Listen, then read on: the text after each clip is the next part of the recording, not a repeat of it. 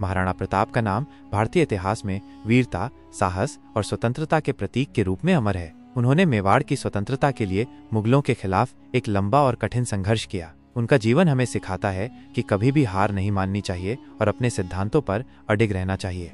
प्रारंभिक जीवन और पृष्ठभूमि।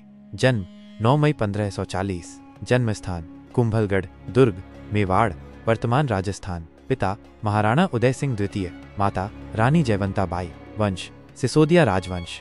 महाराणा प्रताप का बचपन कठिनाइयों से भरा था। उनके पिता को मुगलों के बढ़ते प्रभाव के कारण चित्तौड़गढ़ को छोड़ना पड़ा। इस घटना ने प्रताप के मन में स्वतंत्रता के लिए एक अटूट इच्छा पैदा की। राज्याभिषेक और चुनौतियां।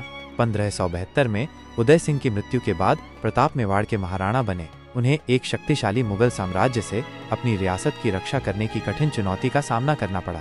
अकबर मेवाड़ को मुगल साम्राज्य में मिलाना चाहता था, लेकिन प्रताप ने अधीनता स्वीकार करने से इनकार कर दिया। हल्दी घाटी का युद्ध 1576।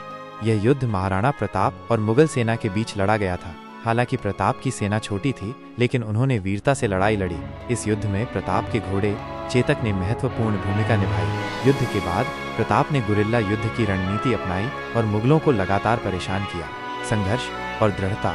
महाराणा प्रताप ने अपनी स्वतंत्रता के लिए कई वर्षों तक संघर्ष किया। उन्होंने जंगलों में रहकर और स्थानीय भील योद्धाओं की मदद से मुगलों के खिलाफ लड़ाई जारी रखी।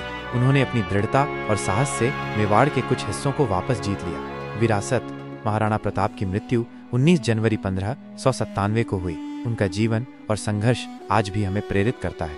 वे भारतीय इतिहास में एक महान योद्धा और देशभक्त के रूप में याद किए जाते हैं। मुख्य बातें: अदम्य साहस और स्वतंत्रता की अटूट इच्छा, मुगलों के खिलाफ लंबा और कठिन संघर्ष, हल्दी घाटी के युद्ध में वीरता, गुरिल्ला युद्ध की रणनीति, देशभक्ति और बलिदान का प्रतीक। महाराणा प्रताप की कहानी हमें सिखाती है कि हमें कभी भी अपने सिद्धांतों से समझौता नहीं करना चाहिए और हमेशा अपनी स्वतंत्रता के लिए लड़ना चाहिए।